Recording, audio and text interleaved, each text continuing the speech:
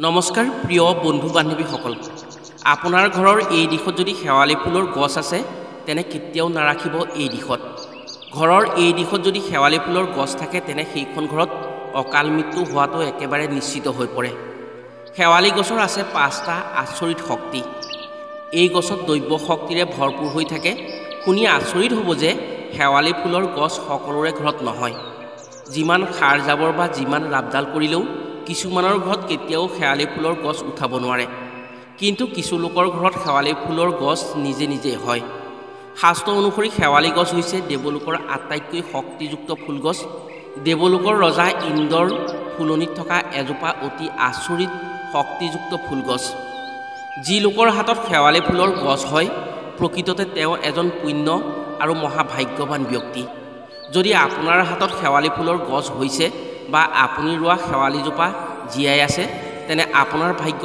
এদিন সৌভাগ্যলৈ পৰিৱৰ্তন হ'বই হ'ব শেৱালি ফুলৰ বিশেষত্ব হৈছে এই ফুল ৰাতিহে ফুলে এই ফুলৰ অন্য ফুলতকৈ বহু পাৰ্থক্য আছে শেৱালি ফুল যদি ঘৰৰ সঠিক দিশত নাথাকে তেনে সেই ঘৰৰ মানুহৰ বাবে অত্যন্ত অশুভ হয় যিখন ঘৰৰ সঠিক দিশত দৈৱ শক্তিৰে ভৰপূৰ শেৱালি ফুল থাকে আৰু সতেজ হৈ থাকে সেইখন ঘৰত কোনো দিনেই বেয়া হ'ব নোৱাৰে আৰু অপশক্তিয়ে প্ৰভাৱ বিস্তাৰ কৰিব নোৱাৰে দেৱী শক্তিৰ প্ৰভাৱত সেইখন ঘৰৰ উন্নতি হ'বই হ'ব যদি কেনেবাকৈ ঘৰৰ এই দিশত শেৱালি ফুলৰ গছ থাকে তেনে সেইখন ঘৰৰ উন্নতি কেতিয়াও নহয় আকস্মিক দুৰ্ঘটনা বা অকাল মৃত্যুৰ দৰে ভয়ংকৰ বিপদ আহি সেই ঘৰত মহা অশান্তি হ'ব পাৰে আজিৰ ভিডিঅ'ত আমি আপোনাক জনাম শেৱালি ফুল প্ৰকৃততে কি ঘৰৰ কোন দিশত শেৱালি গছ থাকিলে ঘৰখনৰ বাবে অত্যন্ত শুভ হয় আৰু ঘৰৰ কোনটো দিশত কেতিয়াও শেৱালি ফুলৰ গছ থাকিব নালাগে ঘৰলৈ বিপদ বিঘিনি অহাৰ লগতে অকাল মৃত্যু হোৱাৰ ভয় থাকে শেৱালি ফুলে কি বেমাৰৰ প্ৰতিষেধক হিচাপে কাম কৰি বেমাৰ ভাল কৰে এই গছত থাকিলে কি ক্ষেত্ৰত উন্নতি হয় সেয়েহে আজিৰ ভিডিঅ'টো যদি আপুনি সম্পূৰ্ণকৈ চায় তেনে শেৱালি ফুলৰ বিষয়ে কথাসমূহ জানি আপোনাৰ ঘৰত যদি শেৱালি ফুলৰ গছ আছে তেনে সঠিক দিশলৈ আনি বিপদ বিঘিনিৰ পৰা ৰক্ষা পৰিব পাৰিব লগতে শেৱালি ফুলৰ কি ৰোগত ব্যৱহাৰ কৰি ৰোগ নিৰাময় কৰিব পাৰি কথাখিনি জানি নিশ্চয় উপকৃত হ'ব পাৰিব প্ৰিয় বন্ধু বান্ধৱীসকল তেনে জানো আহক ঘৰৰ কোন দিশত শেৱালি ফুলৰ গছ ৰুব নালাগে বা থাকিব নালাগে কোন দিশত শেৱালি ফুলৰ গছ থাকিলে ঘৰত কি ক্ষেত্ৰত উন্নতি হয় কথাসমূহ কোৱাৰ আগতেই আপোনাক এটি সৰু অনুৰোধ জনাওঁ ভিডিঅ'টো যদি ভাল পায় তেনে এটা লাইক কৰাৰ লগতে কমেণ্ট বক্সত আদি শক্তিক ভক্তি কৰি জয় মা ভৱানী বুলি লিখিবলৈ কেতিয়াও নাপাহৰিব লগতে আমাৰ চেনেললৈ যদি প্ৰথম আহিছে তেনে চেনেলটো ছাবস্ক্ৰাইব কৰাৰ লগতে অন্য 10 জনে উপকৃত হোৱাকৈ ভিডিঅ'টো শ্বেয়াৰ কৰিবলৈ অনুৰোধ জনালোঁ আমাৰ সমাজত শেৱালি ফুলৰ মহত্ব অত্যন্ত বেছি যেনেকৈ এখন ঘৰত এজোপা তুলসী গছৰ অত্যন্ত আৱশ্যক থাকে ঠিক তেনেকৈ যদি ঘৰৰ আগফালে পদূলিমুখত এজোপা শেৱালি গছ থাকে সেইখন ঘৰৰ বাবে অত্যন্ত শুভ হয় সেয়েহে বহু মানুহে নিজৰ পদূলিমুখত অৰ্থাৎ নিজৰ ঘৰৰ পদূলিমুখত এজোপা শেৱালি ফুলৰ গছ ৰুই লোৱা নিশ্চয় আপুনি দেখিছে যিখন ঘৰৰ পদূলিমুখত এজোপা শেৱালি সতেজ ৰূপত থাকে সেইখন ঘৰত ৰোগ ব্যাধিৰ সমস্যা কম হয় আৰু ধন টকা পইচাৰ কষ্ট কেতিয়াও নহয় সেইখন ঘৰ কেতিয়াও দৰিদ্ৰ হ'ব নোৱাৰে সেই ঘৰত দেৱলোকৰ কৃপা থাকে আৰু দেৱলোকৰ কৃপাত ৰোগ ব্যাধি বিপদ বিঘিনি কম হয় শেৱালি ফুলেই হৈছে একমাত্ৰ ফুল যি ফুল তল সৰাৰ পাছত বুটলিনি পূজাৰ পাৰ্বণত ব্যৱহাৰ কৰা হয়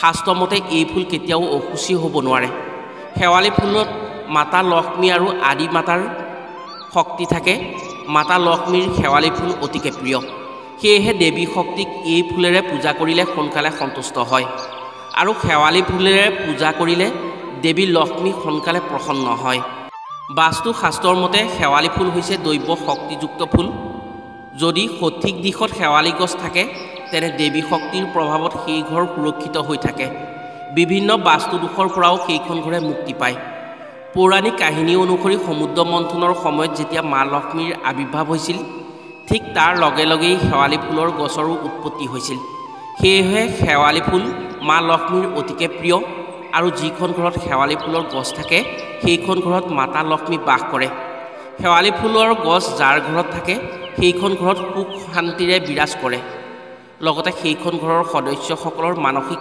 শান্তি বৰ সুস্থিৰভাৱে থাকে। পুৰাণ অনুসৰি ভগৱান শ্ৰীকৃষ্ণৰ দুই পত্নী ৰুক্মিণী আৰু সত্যভামাই নিজৰ ফুলনিত স্বৰ্গৰ পাৰিজাত ফুল থকাটো কামনা কৰিছিল। সেয়েহে ভগৱান শ্ৰীকৃষ্ণই নিজৰ পত্নীৰ মন সন্তুষ্ট কৰিবলৈ স্বৰ্গৰ পৰা পাৰিজাত ফুল আনি সত্যভামাৰ ফুলনিত ৰোপণ কৰিছিল। সেই কথা জানিব পাৰি দেৱৰাজ ইন্দ্ৰৰ খং উঠিছিল আৰু ভগৱান কৃষ্ণক শাপ দিছিল। যি পাৰিজাত ফুল স্বৰ্গৰ পৰা নি সত্যভামাৰ ফুলনিত ৰোপণ কৰিলে সেই পাৰিজাত ম্লান পৰিব আৰু সেই ফুলনিত যি পাৰিজাত হ'ব সেই পাৰিজাতৰ সৌন্দৰ্য আৰু শক্তি স্বৰ্গৰ পাৰিজাতৰ সমান নহয়। সেই পাৰিজাতেই হৈছে বৰ্তমানৰ শেৱালি। সেয়েহে এই ফুলৰ সুবাস বেছি আৰু এই ফুল তল সৰি থাকিলেও ইয়াৰ পবিত্ৰতা নকমে, অসুচি নহয়।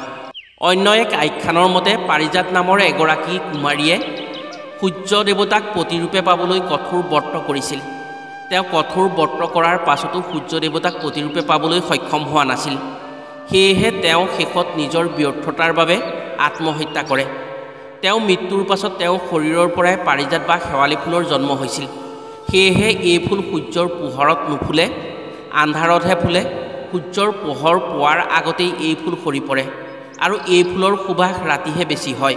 এতিয়া জানো আহক এই শেৱালি ফুলৰ গছ কি ৰোগত ব্যৱহাৰ বা কি বেমাৰত ব্যৱহাৰ কৰিলে সোনকালে আৰোগ্য লাভ কৰিব পাৰি। আয়ুৰ্বেদৰ মতে শেৱালি ফুলৰ গছ হৈছে ৰোগ ব্যাধিৰ বাবে মৃত সঞ্জীৱনী স্বৰূপ। যদি সঠিক নিয়মত ব্যৱহাৰ কৰা হয় তেনে বহু জটিল ৰোগৰ পৰাও পৰিত্ৰাণ পাব পাৰি। যদি কোনো ব্যক্তিৰ জ্বৰ কাহ আৰু কোনো সৰু ল'ৰা ছোৱালীৰ জ্বৰ কাহ হৈ থাকে তেনে শেৱালি ফুলৰ পাত মিহিকৈ পিচি তাৰ ৰস উলিয়াই মৌজোলৰ লগত খাবলৈ দিয়া হয়, তেনে সেই কাহ সোনকালেই ভাল হয়। এই শেৱালি ফুলৰ পাত ব্যৱহাৰ কৰিলে বহুদিনীয়া শুকান কাহৰ পৰাও পৰিত্ৰাণ পাব পাৰি। শেৱালি ফুলৰ পাতৰ ৰস নিয়মীয়াকৈ সেৱন কৰিলে শৰীৰত তেজৰ ক্ষমতা বৃদ্ধি হয় আৰু তেজ পৰিষ্কাৰ হয়। সাধাৰণতে সৰু ল'ৰা ছোৱালীৰ ক্ষেত্ৰত সঘনাই পেলু কৃমিৰ সমস্যাই দেখা দি থাকে। এনে ক্ষেত্ৰত যদি শেৱালি পাতৰ ৰস খুওৱা হয় তেনে সেই সমস্যাৰ পৰা সম্পূৰ্ণ মুক্ত পাব পাৰি। বৰ্তমান সময়ত চুলি সৰা, অকালতে চুলি পকা এক জটিল সমস্যা হৈ পৰিছে। চুলিৰ যি বিভিন্ন সমস্যা হয়, বিশেষকৈ জাৰৰ দিনত চুলি যি উফি হয়, চুলিৰ আগ ফটা, সঘনাই চুলি সৰি চুলি পাতল হোৱা আদিৰ সমস্যাত যদি শেৱালি ফুলৰ গুটি মিহিকৈ পিচি মূৰত লগোৱা হয় তেনে 3 দিন লগোৱাৰ পাছতে সেই সকলো সমস্যাৰ পৰা মুক্তি পাব পাৰি। তেনে 3 দিন লগোৱাৰ পাছত সেই সমস্যাৰ পৰা মুক্তি পোৱা যায়। ই একেবাৰে প্ৰমাণিত। বৰ্তমান সময়ত ৰোগ ব্যাধি বা বেমাৰ আজাৰ যেনে জ্বৰ কাহ, মেলেৰিয়া, বাতবিষ আদিৰ ৰোগৰ সমস্যাত বেছিকৈ পৰা দেখিবলৈ পোৱা যায়। সাধাৰণতে এনেবোৰ ৰোগত আক্ৰান্ত হোৱাৰ লগে লগেই ডাক্তৰৰ ওচৰত গৈ বিভিন্ন ঔষধ ব্যৱহাৰ কৰা পৰিলক্ষিত হয়, যাৰ ফলত সেই ৰোগৰ পৰা পৰিত্ৰাণ পোৱা যায়। কিন্তু সেই ঔষধে আমাৰ শৰীৰৰ বহুখিনি ক্ষমতাই হ্ৰাস কৰে।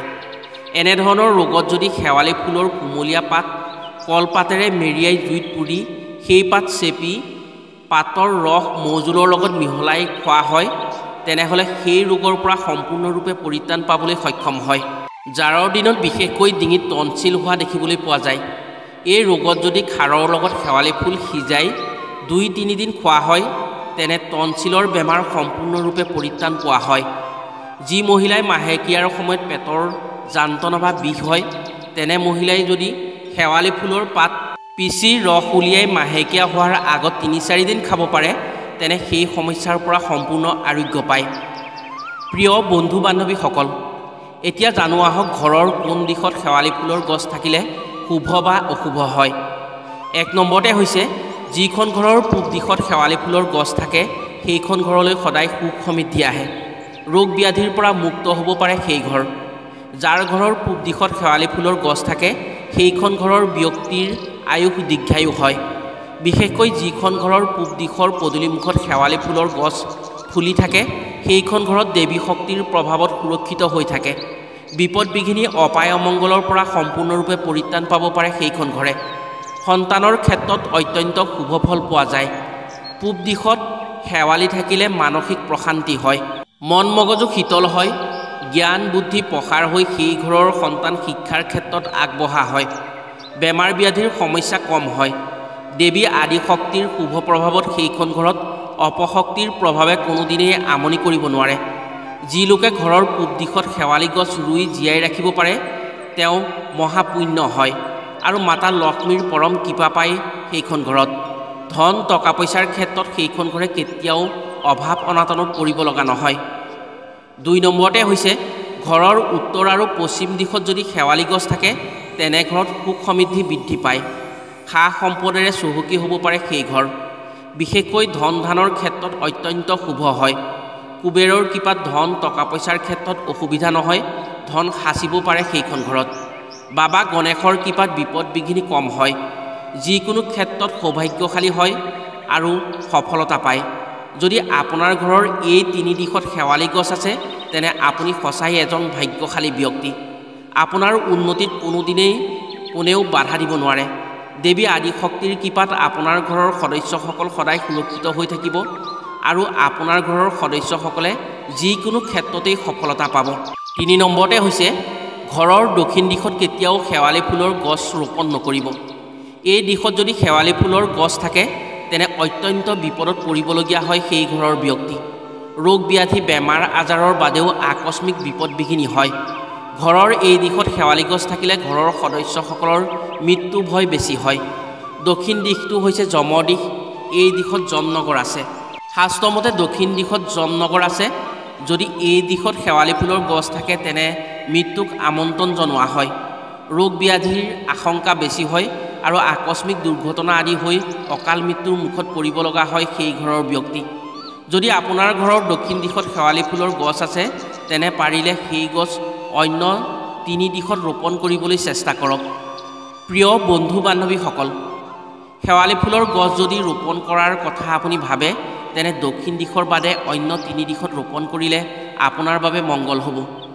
আশা কৰিছোঁ আজিৰ ভিডিঅ'ৰ জৰিয়তে নিশ্চয় উপকৃত হ'ব পাৰিছে। আজিলৈ ভিডিঅ'টো ইমানতে সামৰিছোঁ। পুনৰ অন্য এটি ভিডিঅ'ৰ জৰিয়তে লগ পোৱাৰ প্ৰতিশ্ৰুতিৰে আজিলৈ আহোঁ। সকলো ভালে থাকক, সুস্থ থাকক। ধন্যবাদ।